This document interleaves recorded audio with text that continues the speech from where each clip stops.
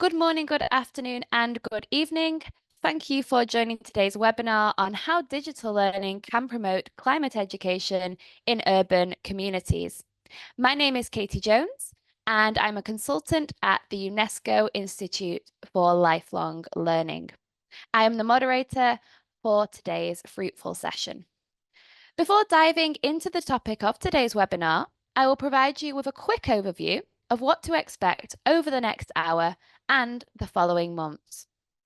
Today's event is the fourth in our webinar series on building green, inclusive, and climate resilient urban communities, the Learning Cities approach. This series includes 9 monthly webinars on the road to the 6th International Conference on Learning Cities, ICLC 6, which will be held in Jubail in the Kingdom of Saudi Arabia from the 3rd to the 5th of December of this year. The theme of the conference is Learning Cities at the Forefront of Climate Action. And in line with the ICLC's overarching topic, we will cover a broad thematic scope in this webinar series. So since March, we have already explored multi-stakeholder approaches to addressing local level climate challenges, how climate assemblies can support greening communities, and green skills development. We have many more pertinent themes yet to cover, from countering climate disinformation to rethinking our relationship with nature. I would like to invite you all to explore the topics of this series on UIL's website, the link to which you will find in the chat. The overarching objective of these webinars is really to bring city representatives and other stakeholders working on lifelong learning and climate action together to exchange experiences, learn collectively, and support sustainable action. Now, today we can look forward to very interesting contributions by speakers kindly joining us from across the globe. First, we will consider an international perspective on the importance of digital learning and climate action education as we are joined by Ms. Magda Biasiara, a Senior Program Management Officer at the United Nations Environment Programme, UNEP, and Mr. Joshua Aslan, Senior Manager of Environment and Climate Strategy at Sony Interactive Entertainment. We will then have presentations from Free Learning Cities, Loures in Portugal, with a video presentation, Ras Al Khaimah in the United Arab Emirates, and La Paz in Mexico. Following these presentations, we will proceed to a discussion with questions from the audience. Now, before we begin, I would like to provide some key technical details. First, this Zoom event is being recorded and will subsequently be shared on the UIL website. If you have any comments that you would like to share during the webinar, kindly use the chat box available in the menu bar. And for any questions you may have for the panelists, we kindly ask you to use the Q&A box, and we will do our very best to respond to as many of your questions as possible. Please do feel free to share your questions throughout the duration of today's event. We are very pleased to say that interpretation will be available today throughout the webinar in Arabic, French, Spanish, Korean, and Chinese. At the bottom of your Zoom screen, you can click on the interpretation button, which looks like a globe, then choose the language that you would like to hear. Now, please let me take the opportunity to express our appreciation for those supporting us with language interpretation. For Arabic, interpretation is provided by the Regional Centre of Quality and Excellence in Education under the auspices of UNESCO, located in Jubail in the Kingdom of Saudi Arabia. Korean interpretation is kindly provided by the Learning City of Goyang in the Republic of Korea. And Chinese interpretation is provided by the Shanghai Municipal Institute for Lifelong Education in the People's Republic of China. Thank you very much to our partners for making this possible. Now, without further ado, I would like to introduce Mr. Joshua Aslan, the Senior Manager of Environment and Climate Strategy at Sony Interactive Entertainment, and Ms. Magda Biasiara, a Senior Program Management Officer at the United Nations Environment Programme, UNEP. Now, UNEP and Sony have teamed up to create an immersive virtual reality experience that is designed to increase global awareness about what a climate change-friendly lifestyle looks like. We look forward to hearing more about this innovative, collaborative work from Mr. Aslan today. You have 8 minutes, Mr. Aslan. The floor is yours.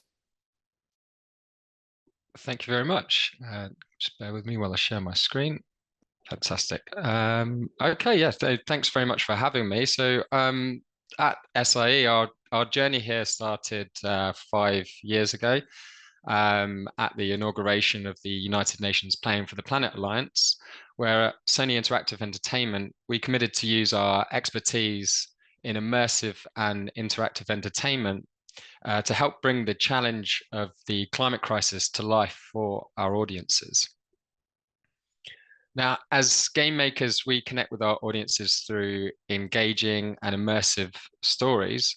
We take vast and complex data sets like the performance capture of an actor, and we turn those into beautiful visualizations. We empower our audience by giving them the agency to choose their own adventures when they interact in our worlds, making stories very personal and relevant to anyone who plays them. Our challenge has been to see if we can apply this same expertise to the biggest challenge that humans have ever faced, climate change. Can we take the complex data and science behind it and make it both accessible and relatable? Can we give our huge community of players and their families the tools to understand climate change, its effects on them, our planet, and our future? And can we inform, educate, and empower millions of players across the world to make a difference? And our answer is this: Climate Station. It's an innovative exploration of climate data and science telling the story of climate change in 3 acts, looking at past observations, present understanding, and future projections. We start here with weather year. This tells the story of our planet through a complete year, showing just how finely balanced and interconnected the climate and weather systems are. We then move on through the app and open up observations. This allows you to explore over 120 years worth of climate data mapped over 20,000 points on the planet to see just how much the climate has changed, and importantly, the factors that are causing it. At the touch of a button, anybody can see what the climate was like in their hometown, where they were born, and importantly, how much it's changed over the course of their lives. Finally, we show what the future will likely hold with our projections panel. And here we've taken the latest IPCC reports and used game and visual effects tools to process the vast quantities of model data across 5 different forcing scenarios to create very easily understandable visual models of climate change and its effects, from local and global temperatures to flooding, droughts, wildfires, biodiversity loss, and many more indicators. For the first time ever, we've also brought together the main climate change indicators, which visualize what the planet might be like if we hit certain warming milestones of 1.5, 2, and 4 degrees above pre-industrial times. To help understand all of this data, in theory, we've worked with world-leading experts, communicators, and educators to provide data, scientific consultancy, and script writing, producing over 2 hours of engaging multimedia explainers, which cover everything from greenhouse gas emissions to deforestation, coral bleaching, air currents, ocean heats, and storms. We've also been able to use the immersive power of 3D visualization, gaming technology, to bring to life the impact of climate change, from never before seen recreations of ice coverage loss in the Arctic, as you're seeing here, to the tragic devastation caused by hurricanes. Here we have the impact after Hurricane Dorian, and in virtual reality, that's a very powerful experience. And this makes distant events that can seem very remote when they occur on the other side of the planet feel viscerally real and immediate when viewed in your own home. So our journey doesn't end here. And we know that if we put this much data in the hands of the audience that we have, this will reach over 120 million players across PlayStation devices, The weight of the data contained within that and everyone who uses means everyone who uses Climate Station is likely to discover something new, something that's never been seen before. Importantly, they can see changes that have occurred since their grandparents were alive, what will happen to wildlife during their own grandchildren's lifetimes, or why decisions that politicians are making today will affect their tomorrow. Everybody's going to have their own story to tell with Climate Station. And with the share functions that we have on PlayStation, everyone will be able to share these stories at the touch of a button when we launch Climate Station, which is aimed for launch later this year for free across all PlayStation devices. Thank you very much.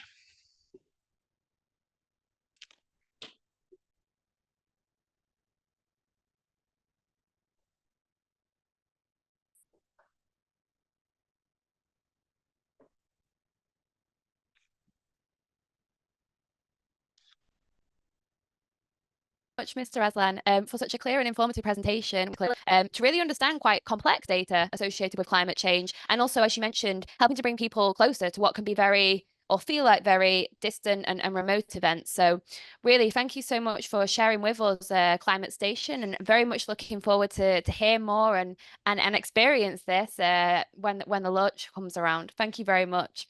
We would also like to share. Thank you. We would also like to share a special thank you with you, Ms. Biasiada, for your presence today, and we look forward to hearing more from you later in our discussion. Thank you. So now we will move to Loures in Portugal, where we will hear from Mr. Antonio Monteiro, who is a senior officer at the Department of Education in the city of Loures in Portugal. So due to other prior commitments, representatives from the city could not join us live today, unfortunately, but have very kindly sent us a video presentation on a highly interesting project involving virtual reality and climate learning titled Rios com Vida. Let's watch it together. Boa tarde, em nome da Câmara Municipal de Louros, começo por agradecer à equipe de coordenação da Rede Global das Cidades de Aprendizagem pelo convite para participar neste webinar. Saúdo igualmente todas as outras cidades, técnicos e especialistas presentes. Irei apresentar de forma muito sucinta o nosso projeto Rios com Vida. Com base no princípio, diz-me e eu esquecerei. Ensina-me e eu lembrar-me-ei, envolve-me e eu aprenderei. Este projeto visa sensibilizar os cidadãos para a importância da preservação do património natural. Foca-se na educação e sensibilização ambiental, destacando a proteção da vida terrestre e a valorização dos recursos hídricos, utilizando novas tecnologias. O projeto é desenvolvido no concelho de Louros, que é composto por 10 freguesias. Louros tem uma área de 167 km² e está localizado na área metropolitana de Lisboa, contando com uma população de 214 mil habitantes. Rios com Vida estabelece uma conexão entre o passado e o futuro da água, mobilizando e sensibilizando escolas e comunidade em geral para a proteção e valorização do património natural, biodiversidade, rios e ribeiras. Este projeto destaca a importância dos ecossistemas das linhas d'água para as comunidades circundantes e para o combate às alterações climáticas. O projeto inclui uma viagem virtual de 360 graus, é aqui que entram as novas tecnologias, conduzida por uma ave, uma personagem animada, o guarda-rios, e nesta experiência os participantes exploram os 250 quilómetros de linhas d'água do concelho, bem como o plano estratégico de renaturalização das linhas d'água e outros projetos municipais em curso, especialmente na área do combate às alterações climáticas. Este voo em realidade virtual decorre em 3 altitudes distintas, permitindo a exploração e o conhecimento pormenorizado do território, biodiversidade e geodiversidade e, nomeadamente, habitats ecossistemas, valores naturais, fauna e flora, componente abiótica e espécies de flora infestantes presentes, assim como a abordagem dos problemas associados à sua existência na preservação da biodiversidade. E os convida, também promove visitas presenciais, visitas guiadas às linhas de água, permitindo à comunidade educativa conhecer as espécies de fauna e flora presentes. Durante estas visitas, os participantes podem avaliar o estado de saúde do rio, componentes físico-químicas da água, identificação de macroinvertebrados e experienciar os sons da natureza, promovendo uma relação mais estreita entre o homem e os rios, ribeiras e mares. O projeto inclui igualmente ações de sensibilização e promove uma cidadania ativa através da criação, entre outros, de um manifesto para a comunidade escolar e da produção de conteúdos digitais como um guia de campo, uma infografia e um folheto digital. O guia de campo digital trata-se de um material de apoio para alunos e professores que permite a recolha e registro de dados geográficos, biológicos e históricos, aumentando o conhecimento sobre habitats ribeirinhos do concelho. A infografia digital trata-se de uma ferramenta que compila informação relevante sobre a bacia hidrográfica, biomonitorização e sobre o plano estratégico de reabilitação das linhas de água e sensibilização ambiental. O folheto digital é um guia para divulgar a forma correta de utilização das linhas de água e sensibilizar para os problemas decorrentes do seu uso incorreto. O objetivo principal do projeto Rios Convida é sensibilizar a população do município de Louros para a biodiversidade e geodiversidade das linhas de água do território, através da transmissão de conhecimentos, através da educação sobre a biodiversidade e a geodiversidade das linhas de água do território de Louros, e o papel que os seus habitats, espécies e ecossistemas assumem nas diversas funções de proteção, de regulação, defesa e segurança dos leitos e margens dos corredores ribeirinhos, assim como a importância do equilíbrio entre a componente biótica e abiótica da natureza. É transmitir conhecimentos sobre as funções estruturantes, ecológicas e geológicas da rede hidrográfica e os impactos sociais, culturais e de sustentabilidade, associando a sua importância ecológica à história das linhas de água. É transmitir conhecimentos sobre a estratégia municipal de planeamento e gestão territorial das linhas de água, com enfoque para as soluções e métodos de priorização de intervenção para reduzir as principais vulnerabilidades identificadas no nosso plano de ação municipal de adaptação às alterações climáticas. É transmitir conhecimentos sobre a importância da erradicação de espécies de flora infestantes na preservação da biodiversidade e é a biomonitorização das espécies de fauna e flora ripícola presentes nas linhas de água do concelho. Até à presente data, o projeto Rios Convida contou com a participação de mais de 1000 alunos em 50 atividades distintas. Em relação à restante comunidade, através do manifesto e de todas as outras ações implementadas, alcançamos um valor total superior a 8.000 pessoas. Em termos de resultados práticos de impacto do projeto, observamos um aumento das populações de répteis, anfíbios, aves e mamíferos, assim como uma redução das espécies invasoras com predominância das espécies autóctones. Gradualmente tem-se verificado uma maior renaturalização dos rios, um aumento da biodiversidade e maior utilização desses espaços pela população para lazer. Com a participação ativa da população, aumentou o número de comunicações à autarquia sobre possíveis anomalias, como a presença de resíduos ou odores. este papel da cidadania ativa, levou mesmo a que o município tivesse que intensificar a sua ação de fiscalização, tendo até sido criada uma brigada guarda-rio.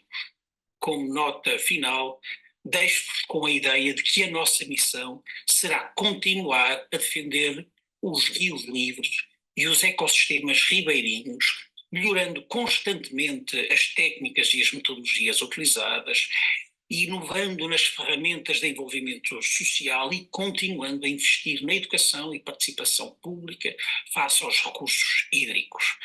Muito obrigado. Wonderful. Thank you very much to the City of Lourdes for very kindly sharing with us that video. Now, this is really a truly inspiring example of how virtual reality can be used to create immersive experiences that raise awareness around the need to respect and protect natural resources to safeguard biodiversity. And it was also really particularly interesting to see how, in this case, virtual reality is used to help learners understand what is being done in their local community to address climate change, and to also see how this experience is very much complemented by face-to-face guided tours, as well as the use of other digital resources. So before we move on today, I would kindly invite you to share any questions you may have for our panelists so far in the Q&A box. I see some have already come in, and also there are some reflections being shared there in the chat box, which is great to see. Now then, we will hear from His Excellency Dr. Saif Al-Gais, the Director General of the Environment Protection and Development Authority from Ras Al Khaimah in the United Arab Emirates, who will share his city's work to promote climate action through digital tools. So, His Excellency Dr. Al-Gais, you have between 5 to 7 minutes. The floor is yours. Thank you. Thank you. I'll try to stick with the time if I can. I would like just to give you some history about Environmental Protection Authority and the Emirate of Ras Al Khaimah, in which we carry on an international meeting every 2 years related to the protection of the environment. And for 23, we had COP28 in UAE. So our conference was linked with the COP28 for climate change, and we had it mainly on the conservation of the ocean. Next slide, please.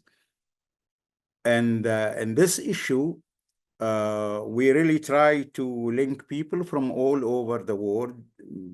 Most of them, or some of them, were linked on our webpage, and we tried this time, which was the first time after our 5th international meeting. And the 6th one, we tried to link the school in the Emirate and in other Emirates also in UAE, by having them, for example, present their work in the beginning on online to show their willingness and focus on the protection of the marine environment and mainly in the ocean, how they could really present their work in a conference, in an international conference.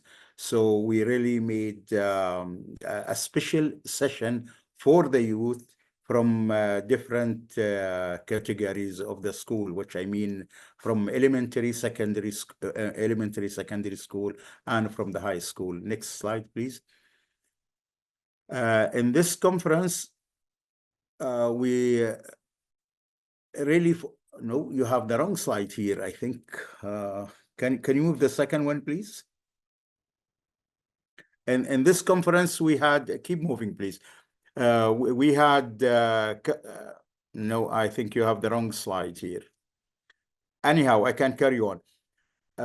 In this conference, we had different countries, including the Gulf state, from the Gulf state, Pakistan, India, China, United States, and Saudi Arabia, and I can't remember the rest, but about 17 countries, India and Bangladesh. All of them present their work on the protection of the ocean and how they really could focus on different aspects. And in general, from this conference, we were really hoping how we could use the digital learning and forming a youth conservation group at the end of the conference, how those groups could really form chambers or if I may call them rooms or group specialized on conservation, oil pollution, fisheries. And we were hoping to have all those groups from all over the world to link themselves, and it depends on their interest how they could really like if we have somebody from Brazil, they are more interested in oil pollution, so they will be in the oil pollution group, but at the end they should be managed under one umbrella, but it is only for youth group because from our experience in the Emirate of Ras Al Khaimah, when we had those schools in the session, we noticed they present some of them almost like scientists who are really experienced in the field. So we felt there is a good potential for linking people from all over the world and have them really communicate with each other, depends on their interest. And we are working in that, and I will take the opportunity at this webinar to really announce that and see how we could really push that group and form that group for all the youth from all over the world. I do apologize, you have the wrong slide here. That's not the one I wanted to present, but it seemed to be it is my mistake. I have sent the wrong slide to you. I really apologize for that, but that was how we were hoping to use the digital learning and linking people from all over the world, focusing mainly in ocean conservation. Thank you. Excellent. Thank you very much indeed for sharing your insights on the impressive work that's underway in Ras Al Khaimah and this vision for moving forward to address ocean conservation in particular. Really very, very interesting to hear about these plans. And I was particularly interested to hear about the way in which you're going to be using digital learning and digital tools to bring young people together as change agents from around the world based on their interests. So I think that's another really clear usage of how digital tools, digital learning can be used to promote climate action, to promote conservation and ocean conservation in particular in this case at the local level. So thank you so very much, and it will be great to hear even more in the discussion. Thank you. So with that then, let us now move to today's discussion portion of this webinar after these excellent presentations. I would like to open the floor for some questions, and I can see that a few have been coming in for panelists, but would of course invite you to share any more that you may have in the Q&A box.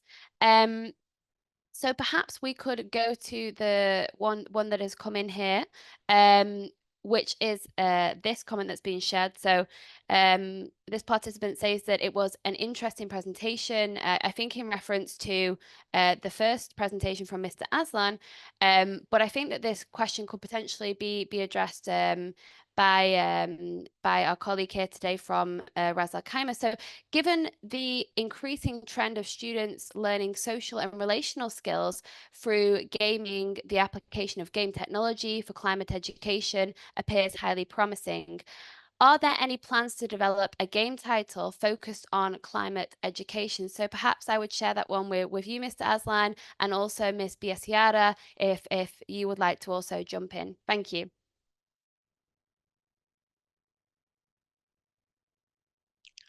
Yeah, thank you. I think that's a great question. For Sony Interactive Entertainment, Climate Station is the first educational tool or application that we've ever developed.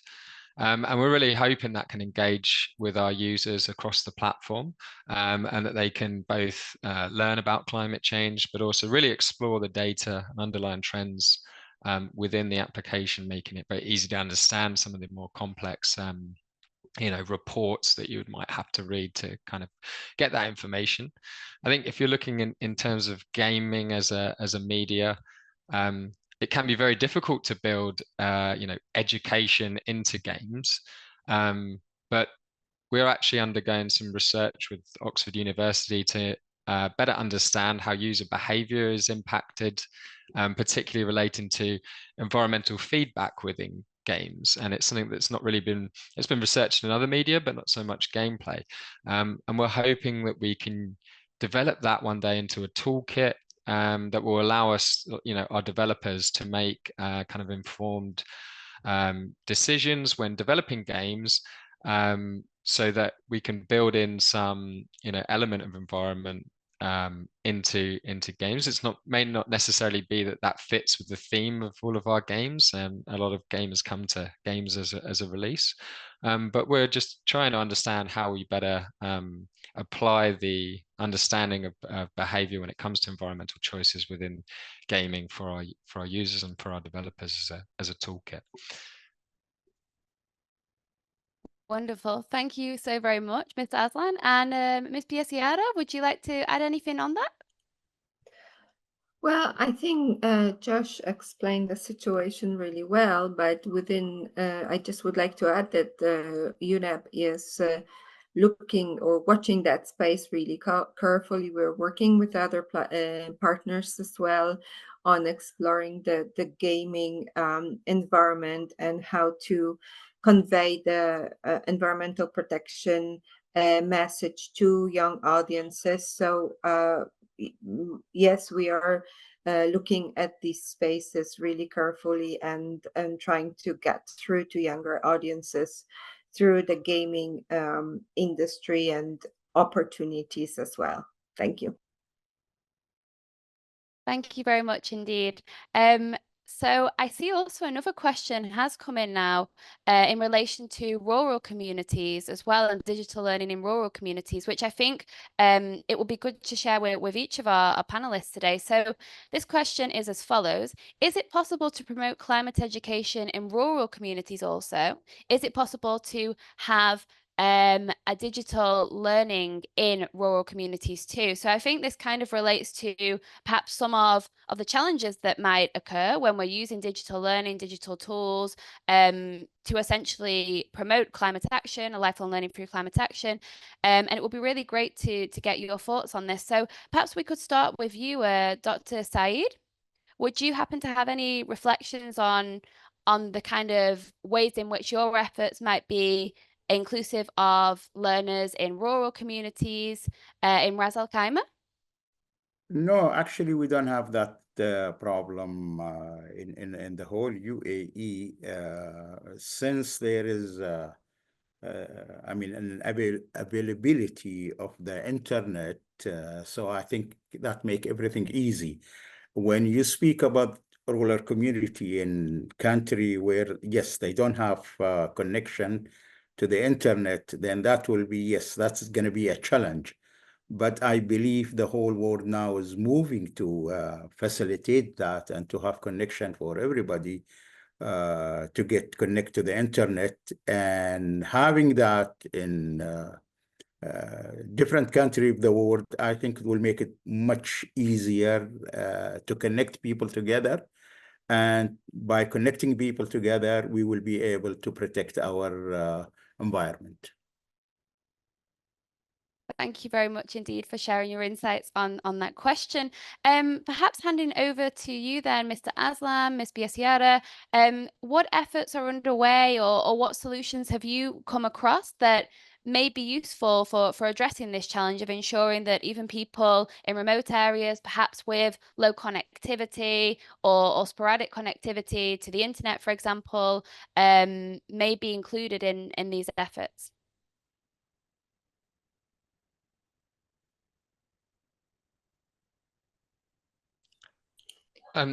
Sorry if I've jumped. Magda, were you going to say something? Oh, okay. I think in our case, the kind of benefit of Climate Station is if you did have this scenario where people are in rural communities without connection to the internet, this kind of technology could be installed, foreseeably in museums or schools where people go to, and they can access that experience using Climate Station from, if they were to travel to those areas. I think initially our aim is this will be accessible by anyone with a PlayStation console, but you would need to download it. So that is kind of the limit there. You would need some form of internet connection. It wouldn't need internet connection while using it though. So if you had a slow internet connection, you could download it, and it might take a little longer, but it would be usable offline.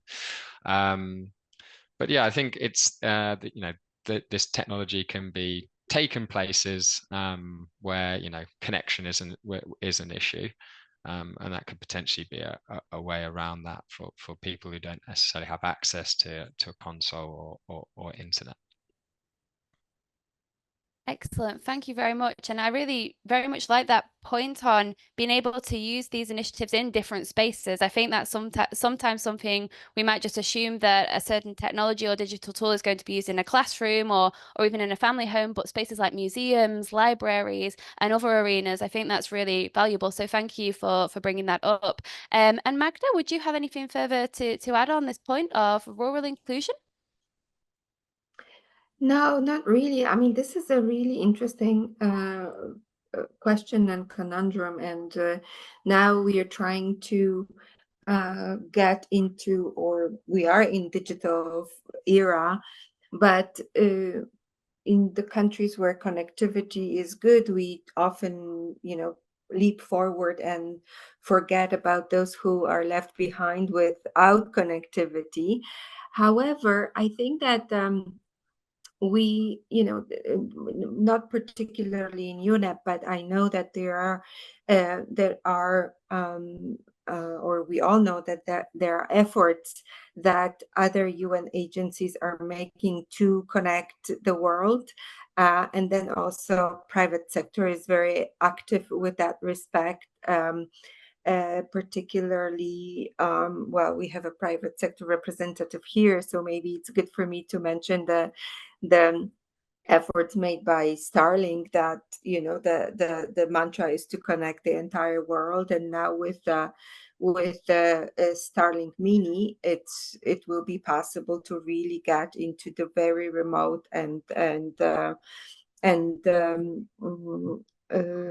inaccessible places with the internet connection, for not only for gaming, but for business and for education, and then gaming, and in the third place. So yes, I think that we should make efforts to really connect the world and give everybody equal access to internet, and also to create enough. In my case, I'm sitting in Kenya, so to create enough content also coming from Global South. And I think that these are very important issues that we as UN agencies should tackle. So that. Thank you. If you allow me to add something here, we think of connecting the people by getting them or get access to the internet, but we have to keep in mind also many rural area all over the world, they need energy. So without energy, they won't be able to connect to the internet. So we must to think of how we could pull those people to be at the same level where we are, or how we could really support them so they can be connected with us, not only by the internet, because without the energy, they won't be able to connect. So I think that is another thing we have to. Thank you. Thank you very much to you both for sharing your insights in relation to this question. I mean, I think an important point that's come up there in the discussion is this idea of a multi-stakeholder approach to ensuring that these digital tools are used in an inclusive way, and being able to engage private sector stakeholders, civil society organizations, local governmental actors, and joint efforts that really bring people on board and are quite creative in terms of the way these issues are approached, I think can be very valuable, and including in learning city contexts. So I think it will be very interesting to see what might be done in other learning cities in this respect, based on the very inspiring experiences that you have shared today so kindly. Also, perhaps we could also draw then on some of the other questions that have come through in the Q&A. So I see one here that's quite interesting in relation to climate literacy and online forums.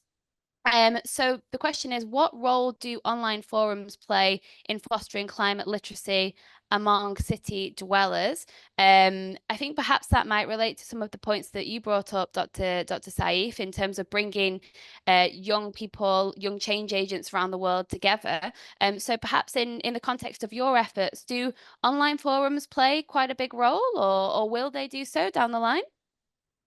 Well, that's what we think, and I believe that will, I mean, getting people together online, it will educate the people, especially what we are focusing on, the youth in the school, starting from probably even elementary with different type of program, how they could really focus. As I said, mainly we are focusing in ocean conservation, and that I think will be a help for them. So I believe, yes, it will link them together and they will be able to educate themselves from it. Super. Thank you very much indeed for addressing that question. And I see another one has come in here in relation to AI. So the question is, in what ways can AI-driven analytics empower cities to monitor and reduce carbon footprints? Now, I think it would be great if our speakers today could kindly share their thoughts in relation to this question, but also more broadly. I mean, in the efforts you've shared in Climate Station and other things that you're working on at present, does AI have much of a role? Like, in what ways does AI inform these efforts as applicable? Perhaps handing over to you, Magda and Mr. Aslan, first of all, on that one. Yes, so we are now bombarded with an AI information and development and AI created content, and so yeah, the space is growing exponentially, and at UNEP we are actually looking at the potential of AI to support our efforts, also within the space of reduction of carbon footprint, and but then we also have to remember the flip side of that AI is a super consumer of energy and water as well. So at UNEP, we are looking at both sides, how on one end AI can help us reduce the carbon footprint, but also being mindful of how AI creates a huge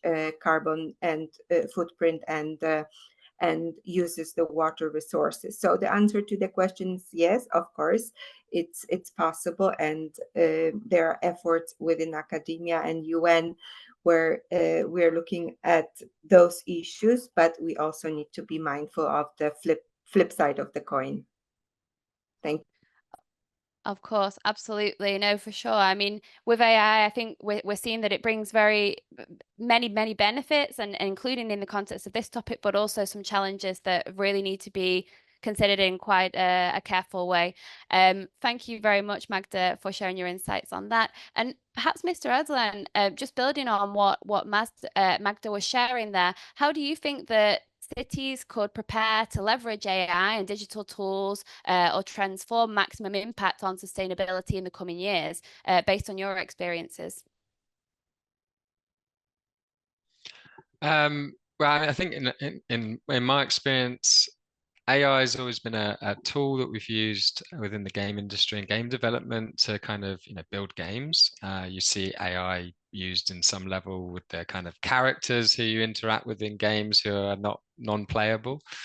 So it's kind of, I think it's always been there, and it's more, it's going through this massive kind of explosion, particularly with like content creation. But I think it's important just to apply the tool, to support efforts for either understanding sort of emissions and environmental impact, or understanding how you can react to those challenges in a way that supports your goals, rather than just driving it through use of AI because it's as a tool in of itself. So I think if you use the tool for what it's intended for, then it can be very powerful.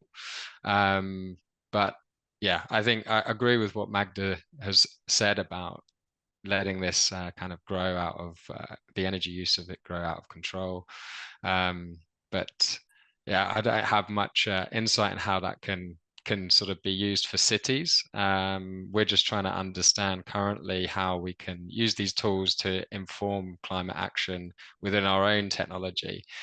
So applying them in a specific way for climate education currently. So. Excellent. Thank you. Thank you very much. I mean, I think very many valuable points have been shared by you both there in relation to the role of AI, and perhaps then from a learning city perspective, Dr. Saif, you could share your thoughts. I mean, in Ras Al Khaimah, is AI currently being used to promote climate education, or would there be plans for that down the line in the context of the work that you mentioned in terms of bringing together change agents from around the world, and perhaps another thing that it might be interesting to bring into the discussion before we close today would be the role of social media as well. I mean, I think that's something that perhaps we've not addressed so far. How would you see social media platforms such as TikTok being used to support the work cities can do to disseminate information on local issues related to sustainability and climate change? So perhaps over to you then, Dr. Saif, for your thoughts on the role of AI, but also the role of social media platforms on another note. Thank you. Well, I could answer that in a very short answer. I think there is no escape from artificial intelligence. So we will need it, but there is, the way how I see it, from my personal point of view, there is some good things in it we could use, but it should be also control, especially when you talk about TikTok or about other social media for young people who are really kids, still learning. I think it should be some sort of control on that. It should not be, because there is a lot of good stuff in it can be used, and there is a lot of, excuse me, to use this word, there is a lot of rubbish in it, and we should really utilize the good things in it, but there is no escape from the AI. It is, I mean, sometimes even I personally believe we as a human being, we're going to be wiped off by the artificial intelligence in the future. That's how I look at it. Because, I mean, it will be like when we think about some of the endangered species which really extend. I think we are human. One day we're going to be extinct because of the AI. That's how I see it. Maybe what Thank I'm you. saying is really weird, but I think we have to be really how we make it. It's done by human, but sometime I believe it will go over control, and it will control a human. Thank you very much for sharing your thoughts there in relation to AI, Dr. Saif. And just for the point on social media, I mean, at this stage, the efforts underway in terms of bringing young people together around the world, is that on a specific platform that Ras Al Khaimah has set up, or will that be on a dedicated platform, or will social media channels and groups be used to coordinate that work? Or? It will be control, of course. We're gonna put it like a platform, as I said, and we are hoping, to link people from all over the world. Depends on their interest or specialty, but mainly focusing on the conservation of ocean. If it is biodiversity or marine pollution, fishery, littering in the ocean, transportation, climate change, all different topics, and we are hoping to have groups communicate between themselves from all over the world. Wonderful. Thank you very much indeed. So thank you very much to everybody for your very thoughtful questions today, and to all of our speakers for sharing your inspiring experiences and reflections. I think we've touched on a really nice range of areas in the context of this topic on digital learning and how it can support climate action at the local level.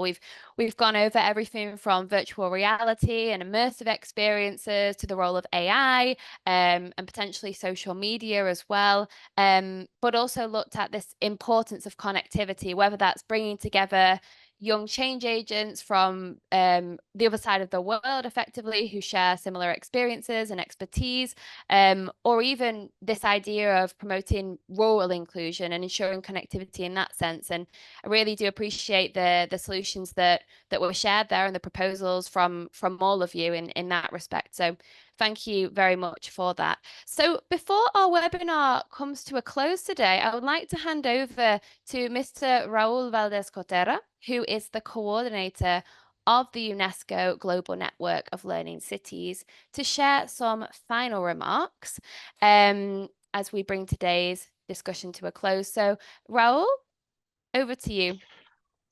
Oh, thank you very much. I cannot access the camera, but you can hear me well, isn't it? Yes, we can hear you well. So the host needs to give me access to the camera, if possible. Not at all. Now I have. Thank you, thank you for that. Much appreciated, and thank you very much to Katie. I really found the contribution and experiences shared today very, very inspiring, very insightful. We had a chance to have a good dialogue, and I hope that will encourage many cities who are presented today in the webinar to discuss future possibilities to develop tools that further promote climate education through digital learning. And for those cities that already have such experiences, I hope that they have been able to gain some fresh ideas on how to continue the work. I think it was interesting, this advice when it comes to media and how to move on these different platforms. It's quite excited ideas we got from the presenters. I would like to thank all speakers, participants for joining us today. And of course, special thanks to the UL team, always that has been working on these seminars, in particular, Edith, Paulo, Katie. Thank you for the moderation, as always, it was great. And for the invaluable support in organizing and facilitating the session. I am looking forward very much to the upcoming webinars. You can see the full calendar and more information about each of the webinars on our website. We would also like to remind you that as a global network, as a learning city of the global network, you can express your interest in presenting in one of the next webinars via the online survey shared by our team in the chat. Just two minor messages promoting, first of all, that the next webinar will take place on Wednesday, 17th of July, at the same time as today, and we will explore the topic of charting a lifelong learning strategy for climate action development. We will also like to invite you to a joint session that is co-organized together by UIL and OECD during the OECD Local Skills Week 2024 that has the title of UNESCO Learning Cities as Drivers of Lifelong Learning. Remember, this is it will take place on the 27th of June from 2 to 3 Central East Europe, featuring presentations from the network, Global Network of Learning Cities and members from Bogota, from Hamburg, from Manchester, and from Marrakech will be presenting. So you are very welcome to that session. Important also to comment you or to reinforce that we have this Future Learning initiative that it's a chance for you to reinforce your skilling at the local level, at the city level. So it's an initiative that you can access a big bunch of different courses, very much related to sustainable education, climate action, that you can access. And it's a special agreement between the Future Learn initiative and the GNLC. So if you're interested in, just get in contact with us. We wish you a very nice day or evening ahead, and thank you very much. Really nice to have you here today. Bye.